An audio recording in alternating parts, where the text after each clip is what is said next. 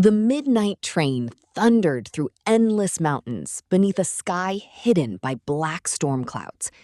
Inside, more than 200 passengers relaxed, believing they would reach the capital before sunrise. Families laughed, students watched movies, and businessmen slept peacefully. None of them noticed the strange scratching sounds echoing beneath the floor. Ethan Carter, a wildlife biologist, sat quietly near the back of the train.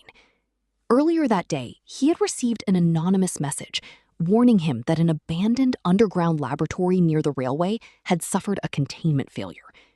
He dismissed it as a cruel prank until the train entered the old Raven Tunnel. The lights suddenly flickered. The engine slowed to a stop.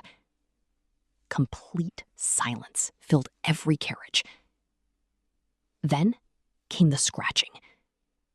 Thousands of tiny claws scraped against metal beneath their feet. A frightened child whispered, "Something is under us." Seconds later, the floor panels exploded upward. Hundreds of enormous plague rats burst into the carriage. Their glowing red eyes reflected in the emergency lights as they attacked without hesitation. Panic erupted instantly. People screamed and climbed onto seats, while the swarm devoured everything in its path. The train became a nightmare. Passengers rushed toward the next carriage, but every door they opened revealed even more rats flooding inside. The creatures moved like a single intelligent army, surrounding victims before anyone could react. Ethan grabbed a fire extinguisher and fought through the crowd. He noticed the rats avoided bright flames from a broken electrical panel. It wasn't much, but it gave him an idea. "The emergency fuel tanks," he shouted. "Fire scares them." A handful of survivors followed him toward the dining carriage, including a nurse named Sophia, an elderly mechanic called Walter, and 2 frightened teenagers. As they barricaded the doors with tables, Walter explained something shocking. "I worked on the underground military lab years ago," he admitted. "They experimented with diseases carried by rodents. They wanted to create animals that could survive any environment." "The lab was abandoned," Sophia said. Walter shook his head. "No, they never destroyed the experiments." Suddenly, the ceiling collapsed. Dozens of giant rats dropped into the carriage. The survivors fought desperately with kitchen knives, boiling water, and burning cooking oil. Sophia rescued an injured boy, while Ethan lit a trail of fuel leading toward the storage compartment. The rats charged. Ethan waited until the very last second before throwing a burning flare. A massive wall of fire erupted across the carriage.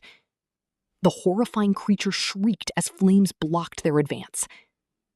But the victory lasted only moments. Outside, thousands more rats covered the tracks like a living black ocean.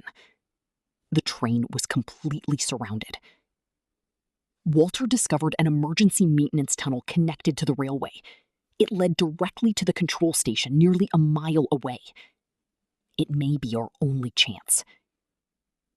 The remaining survivors entered the narrow tunnel while Ethan stayed behind to delay the swarm. Armed with only a flare gun and homemade firebombs, he stood alone in the burning train. The rats attacked from every direction.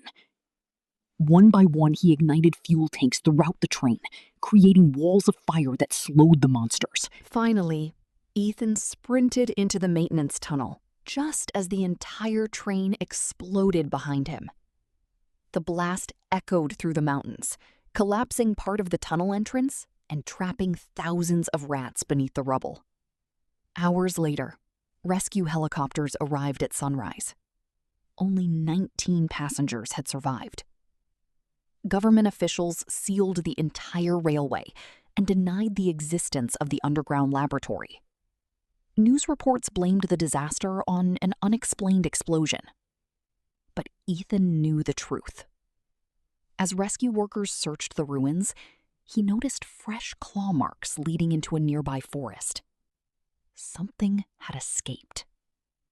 Far away, Beneath another forgotten railway station, thousands of tiny red eyes slowly opened in the darkness. The nightmare had only begun.